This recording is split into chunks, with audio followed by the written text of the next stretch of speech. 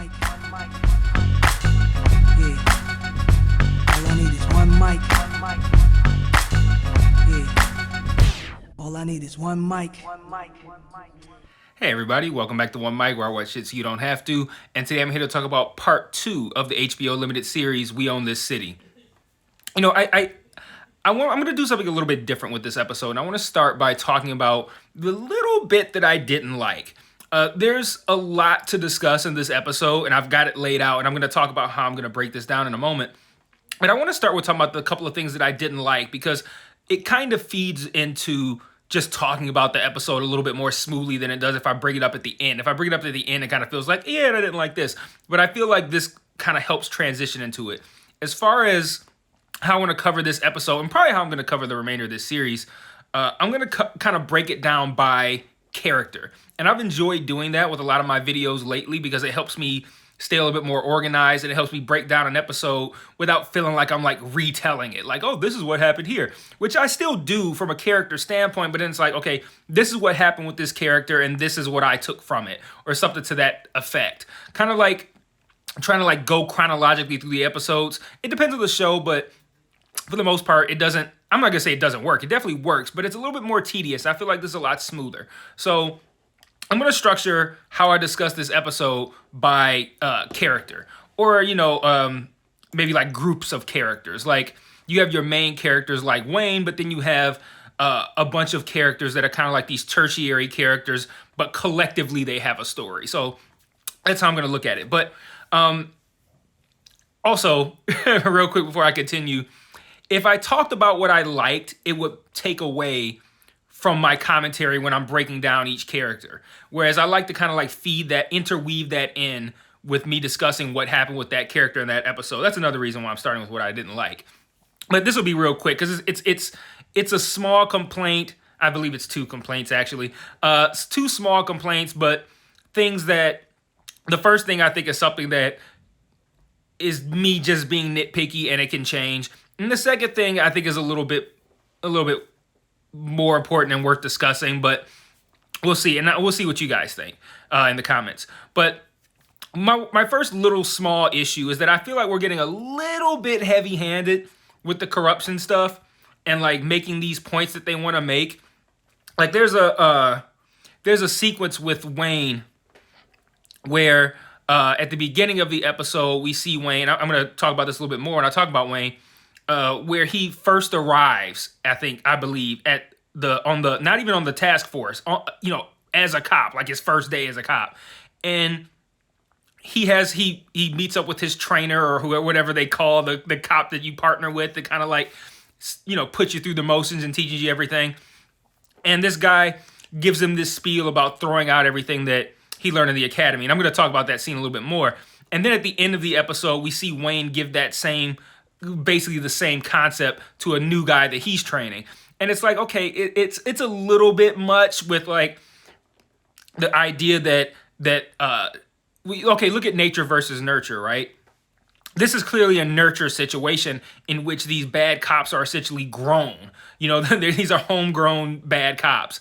You have Wayne coming in, a bright-eyed and bushy-tailed youngster who's looking to make a positive change. I'm probably painting this guy as way better than he was. And he essentially gets corrupted by the guy that's meant to put him on the correct path. And then he becomes so corrupted that he does that to the next guy. And it was a little heavy-handed. And then I also kind of feel like we're getting a whole lot of examples of the ways in which this police force is corrupt. And the only thing that makes me hesitate to say that a little bit is because I feel like it's not so much we're getting it over and over. It's more like we're just seeing it branch out and seeing how deeply rooted it is. So that's not really a complaint, but just a little observation. And again, this admittedly is me being nitpicky. What I don't like and that I think is not as nitpicky is I feel like they're needlessly jumbling the Wayne timeline, and I think we don't need that. Like, it's fine to go from back and forth between, say, present day with him, not locked up, but, at least in jail, waiting for interrogation, thinking about what he's done, and I'll talk about him. There's a lot of stuff I want to say about Wayne, but I'm sure there's still more to come present day and forward. And then we can also go to the past. But what they do with this show is when they jump to the past, they go to different points in the past and back and forth. It's like, now we're in 2003, now we're in 2015, now we're in 2017, now we're in 2008, now we're in 2000. And it's like, that's really not that necessary. And it makes it confusing for me to fully grasp what timeline I'm in, especially when there's different characters and different timelines. So I was like, sometimes that's helpful. Like if I see what's McDougal, I can wrap my head around what time frame we're in. But if I see like somebody like Nicole Steele, it takes me a quick second. Like, okay, wait, what? Oh, she's investigating. Yeah, so this is like present day. And it's like, it takes me a quick second to kind of like reorient myself. And I think a lot of the time jumping that they do is, instead of just going past, future, they'll go to like future, this part of the past, then a different part of the past, then a different part of the past, then a present day, and then a part of the future, then a present, different part of the past. And it's a little bit much. So I think they're overdoing that. That I don't feel is me being nitpicky, but that could also be a situation where, just like The Wire, it takes a while to kind of like acclimate yourself to all the characters and the dynamic and the world in which they live. So it could just be a symptom of, I'm just not used to each timeline and being able to pick it up quickly visually by seeing a person or hearing a thing and be like, oh, okay. Like the only saving grace that I have is that police report thing that they put up where they're like typing out the name and then they zoom in on the time. So then I could put that in my notes, like, okay, I'm in 2005.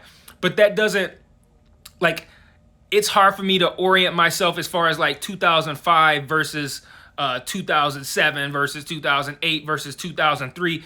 And it's like, okay, 2005, when was that? What was happening here? Okay, here's so-and-so. And it just takes a second. And I feel like that's really not necessary. But I'm already 7 minutes in and I haven't even talked about the episode. So let's get started.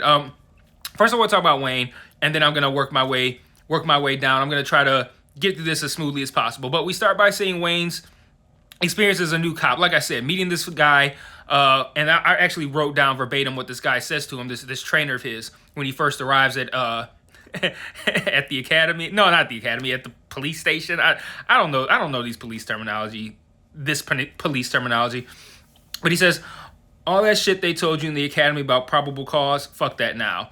And what are they calling that? Cultural sensitivity training that they gave you? Fuck that shit too. This is Baltimore. So he's basically saying like, everything that you learned about policing the right way, forget all that. We're doing something different here.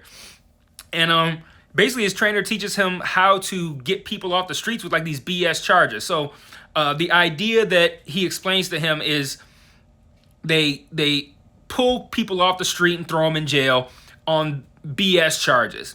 These people generally get out the next day or late the next day, but the point is to get them off the streets at night so that they can't kill each other. Like, if they're not on the streets, they can't shoot each other, they can't be shot, the crime rate goes down. The mayor looks good by promising the crime rate will go down, it goes down, and then this mayor is pushing toward becoming governor, and I also heard pushing toward becoming president. So this mayor had big dreams, and it started with bringing down Baltimore's crime rate.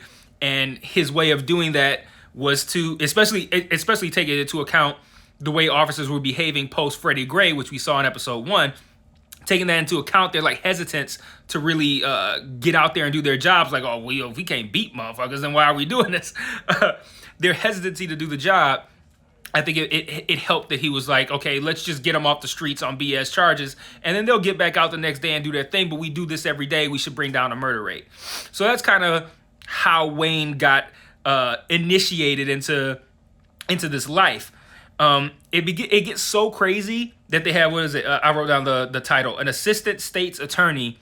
She comes in and offers these people these waivers where if they sign it and promise not to sue the police for wrongful arrest, they can leave right then. But unbeknownst to them, they're going to leave the next day anyway, unless you're somebody who this happens to multiple times.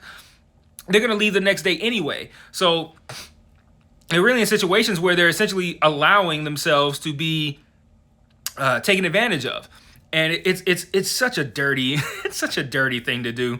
But we see a series of incidents. Like I said, they jump around really pointlessly. So in the Wayne timeline, so I'm just gonna run off these incidents as opposed to trying to put them in order.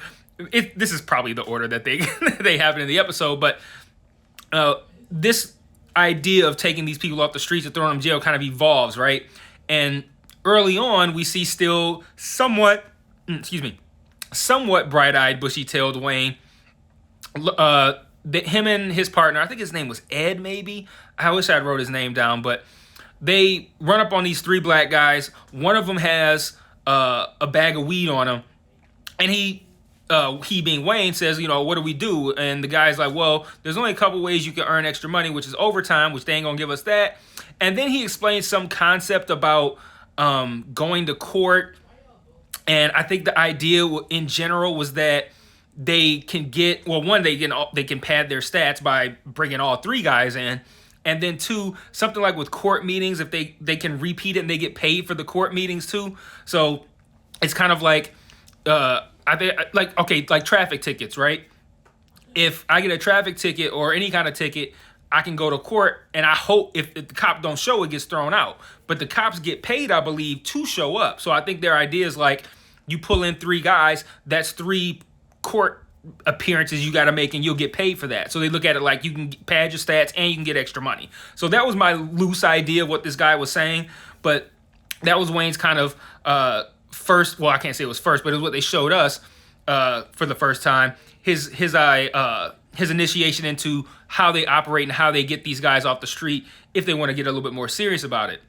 And then there's a second scene where they find a smaller bag of weed in a vacant lot, and it's Wayne's idea to attach this to like 10 different guys that they bring in. So he's not only learning, he's elevating, and he's taking it to the next step.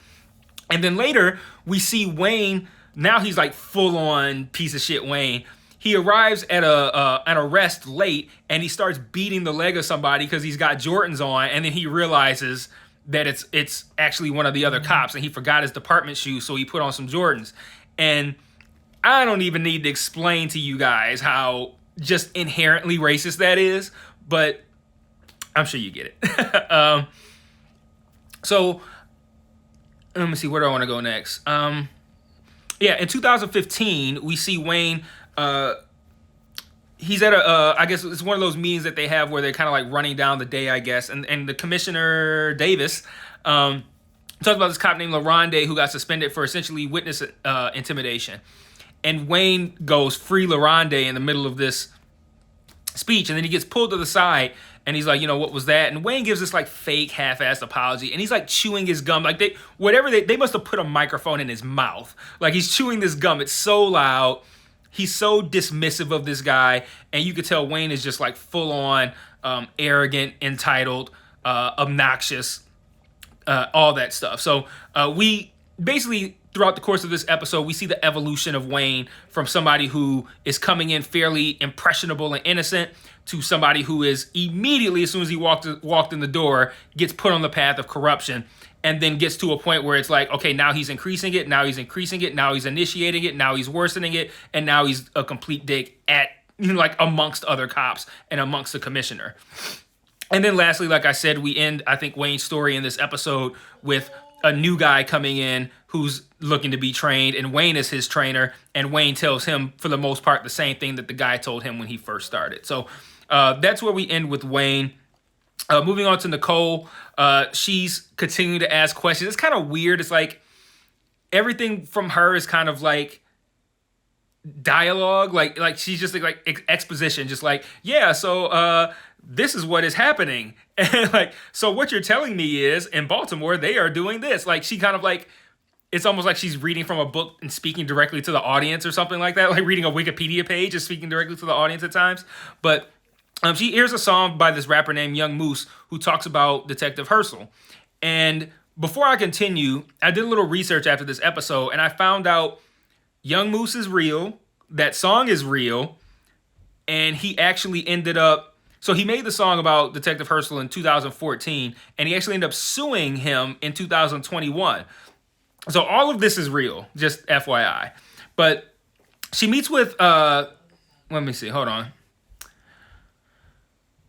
Oh, she meets with Young Moose, and she kind of asks him like about what about this song and what happened afterwards. And he's like, Herschel got worse. more charges, more intimidation, more BS. He steals from you, like, right out your pockets, like, complete piece of trash, right? So then she meets with this cop who called after she leaves with this meeting with young Moose. She gets a call from this cop, and he's like, "Yeah, are you Nicole Steele?" She's like, "Yeah." He's like, "I need you to meet up with me. I got stuff I want to talk to you about." So she meets up with this guy, and like, it looks like I think he was guarding like some like historical landmark or something like that. And he talks about being put on this like crappy job because he spoke up about the police behavior. He tells this story about this guy named Samuels who got harassed walking down the street wearing a hoodie. Kind of typical. Another little kind of heavy-handed thing, like, oh, okay, he's wearing a hoodie. Like, we get it. Like, we're like after the Trayvon Martin thing, we like associate hoodies with, like, we get it. But and this guy gets beaten so bad.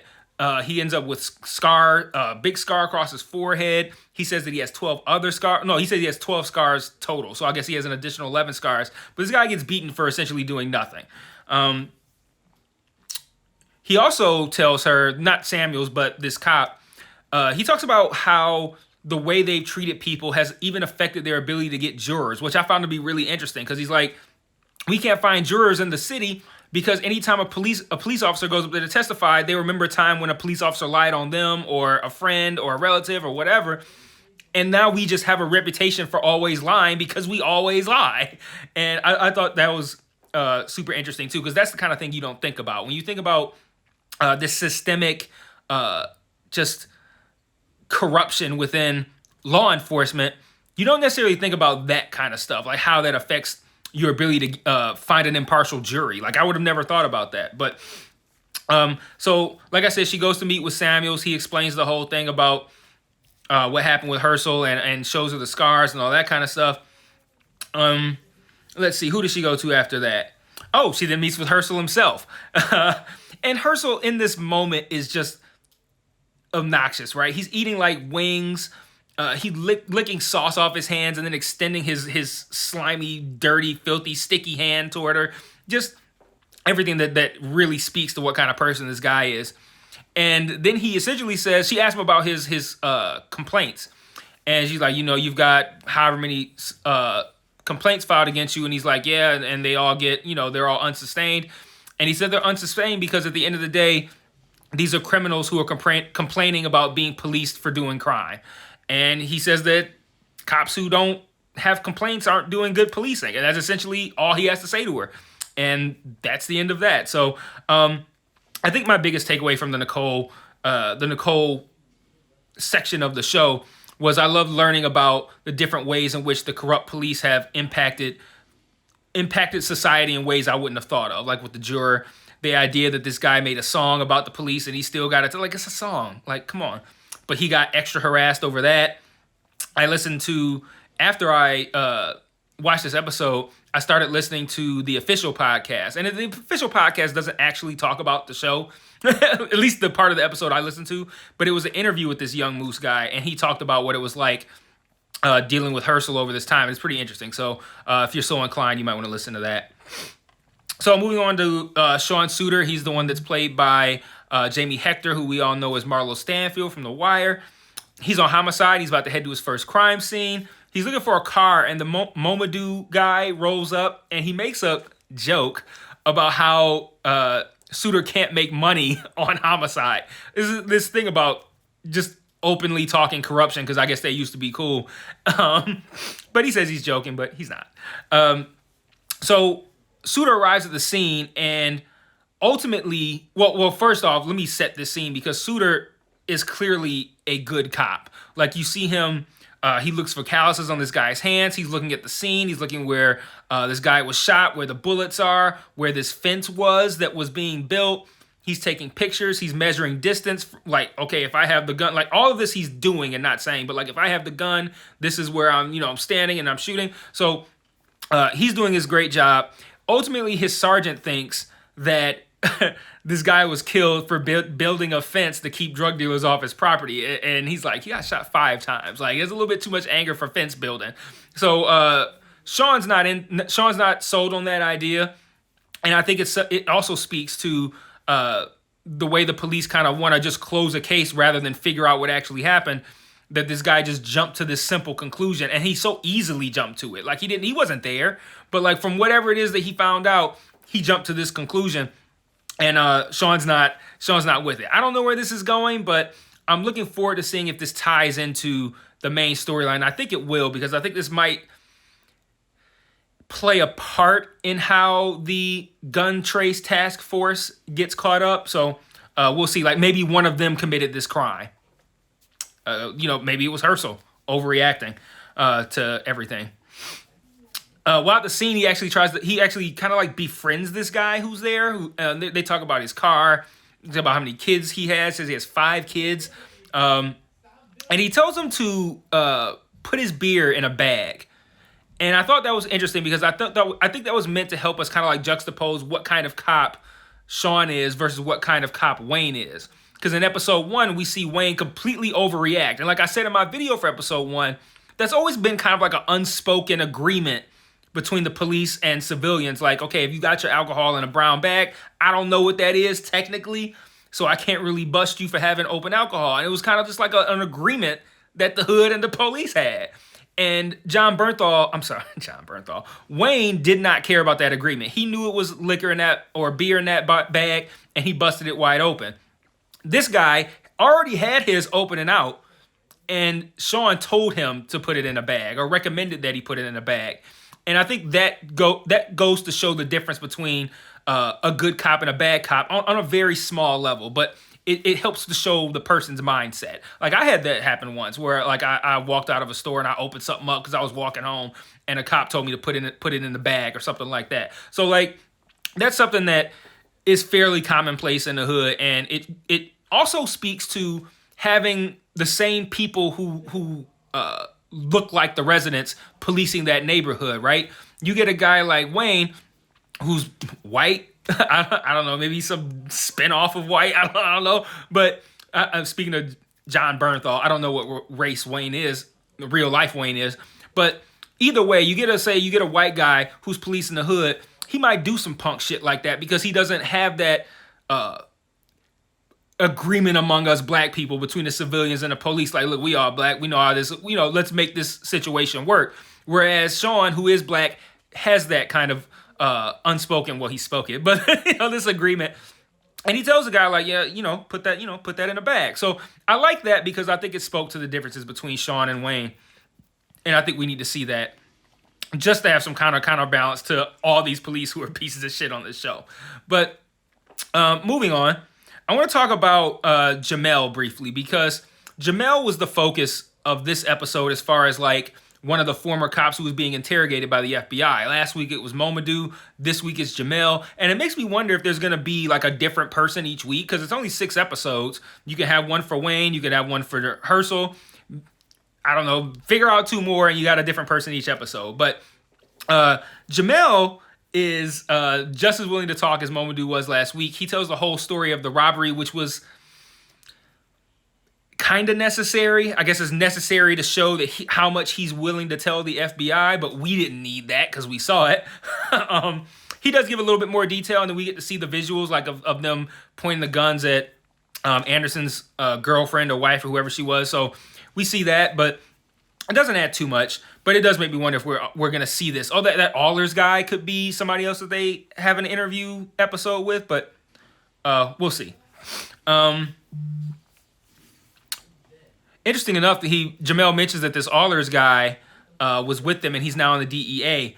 And he says, you think he's above this because he was a sergeant. And he's like, sergeants work overtime doing paperwork and they don't get paid for that overtime. So they trying to get money just like we are. And it's like, man, it's amazing how deeply rooted the corruption is in law enforcement. And, real quick kind of spin-off topic here. None of this is surprising to black people. Like, this has been a thing for decades. Police corruption. NWA didn't make Fuck the Police because they wanted to be controversial. This was going on in the 80s, just like it was going on in the 2010s, just like it's still going on today. And I really like the fact that this show is showcasing a real life situation of what we all collectively, black folks, kind of assume is what happens in law enforcement. My only concern is I hope people don't watch this and go, man, Baltimore, if I bucked up police. This is not exclusive to Baltimore. If you think it is, you're naive. There's too many things like this that exist. And when I say like this, I mean documentaries, television, film that chronicles the corruption in law enforcement. This is not unique to Baltimore. It's not unique to here in Detroit. It's not unique to LA. It's not unique at all. This is systemic, and it's not like a one-off. And I'm hoping people don't look at this and go, man, Baltimore was crazy. This is not exclusive to Baltimore. That's my little side rant. Let's see, where was I? Oh, so after he being Jamel talks about Allers and whatnot, and about sergeants having to do paperwork for no OT, he talks about the ineptitude of IAD, which I thought was really interesting and entertaining. And because he said like he lied about knowing a guy that he called 446 times. Like, can you believe just how certain you have to be and about the ineptitude of IAD that you would lie about knowing somebody that I've not called anybody 440. I ain't called my mom 446 times. Like that is crazy. But he stole $11,000. They had him dead to rights. They didn't check none of this shit, and he got suspended for 2 years with pay, and then came back and was put on Gun Trace Task Force with all these other corrupt people. Like, yeah, that's going to stop him from being corrupt. Surround him with people who will encourage him to be corrupt. Like, oh my goodness.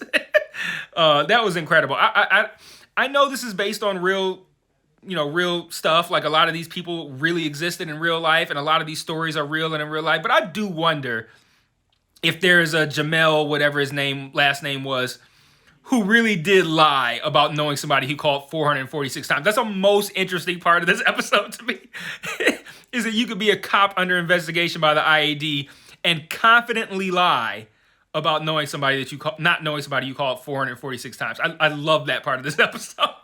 That's why I wrote down the number, like 446. So a couple other little notes here. The FBI catches up with this Anderson guy. He explains what we already know about Brill and Jamel and Gondo, Momadou Gondo, Allers, all that good stuff. The thing about them breaking into his house and why he moved to the Red Roof. Another situation where it's like we already knew it, but he does need to tell the other people, and we get to see a little bit more. So we see that. And then he says he wouldn't have talked to them if they were city cops because Brill was cool with G-Money, who is Momadou. And that essentially kind of points them in the direction of Momadou. It gets them the ability to put a tracker on Brill's car, and they tap his phone.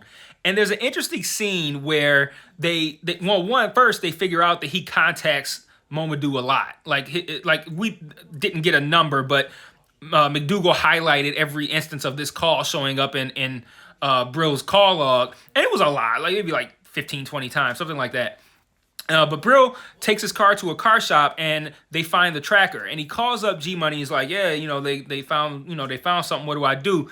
And he's like, you on an iPhone? And he's like, yeah. He's like, FaceTime me. And then McDougal and the other FBI agent, well, not other FBI agent, but the FBI agent who he's working with, note that they can't trace or tap FaceTime calls, which I thought was interesting. Then they get back on the call, and they very casually discuss how to handle this situation. And there's even a moment where Momadou goes, I don't even know who I'm talking to right now. And I thought that whole situation was funny, not in a ha way, but interesting funny, in that it's very obvious that he called Momadou not knowing that the phone was tapped, only to talk about the tracker. Momadou, knowing that there's a tracker, probably sensed that his phone is probably also tapped. They did the FaceTime call, which could not be tapped, and he's like, okay, you gonna call me back, and this is what we gonna say. And then the second call is the rehearsed call. And I thought the show was good in not being very obvious with that. And I could be wrong.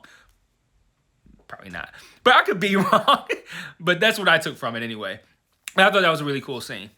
One of the other FBI agents, Jensen, who's played by Gabrielle Carteris, who I remember from 90210, she visits this guy, Ryan Gwynn, who spotted Brill and G Money at like, I can't remember the name of stuff, but it was like a restaurant or something. And he said he didn't like how like buddy they seemed. And when he asked Momadou about it, he kind of like downplayed Brill as a drug dealer. Like, oh no, that's my boy. That's just rumors. He ain't really no drug dealer. And dude's like, I know he was a drug dealer. So another clue as to how they could have ended up getting caught. There's a great line when they're discussing tapping Brill's phone. This guy says drug dealers have to be perfect 100% of the time, and we only got to be lucky once. I thought that was like, man, that really put it into perspective. Like if I were to be, for whatever reason, phone tapped by the FBI, like the idea of pressure, like every time I'm on the phone, and I need to be on the phone because I'm a drug dealer. Like this is if I were a drug dealer. I'm not a drug dealer. If I were a drug dealer, I wouldn't be trying to make money on YouTube. But if I were a drug dealer, thinking like every time I talk on the phone, and I gotta talk on the phone all the time, I gotta be perfect. I can't mess up at all, or they will get me. And they're listening all the time. And they just need me to slip up once. Like that's crazy to put that in perspective. So I'm at 31 minutes. I really need to wrap up. So real quick, what happened to Hawk? Like what? He spelled that one word wrong, and now he can't be on the team no more. Like now McDougal got the FBI guys with him, and now they just ship Black Dude Hawk. They just ship Poot off somewhere. Like, well, what happened to Poot? And then I like this scene with Wayne at this party. Like he shows up with with his medium-sized crabs. I was like, these are small. Like, they're medium. He shows up at this party with his medium-sized crab that he spent $46 whole on. And he's like, I don't have, the money for this. And this other guy is flexing what he brought to the party. Like, I got steaks, I got lobster tails, I got Hennessy. Like, he's got all this stuff, and he spent all this money. And I think that just goes to show a little bit of what would have motivated Wayne to become the person he became, because he clearly took this to heart. And I think that's a weak reason to become a corrupt police officer, because you got cooked for bringing small crabs to a party. Like, small crabs to a party. You got cooked for bringing small crabs to a party. Like, but I still think that is a little bit of insight in the start of somebody who feels inadequate with how much money he brings home and how he can provide for his family, or how he can look amongst his peers. That lack of confidence, or that lack of worth, that could feed into somebody who does this kind of stuff. So I'd like to see a little bit more to really buy into it, but I like that they threw that scene in there. So I'm going to wrap this one up. I will see you guys next week for episode 3. Peace.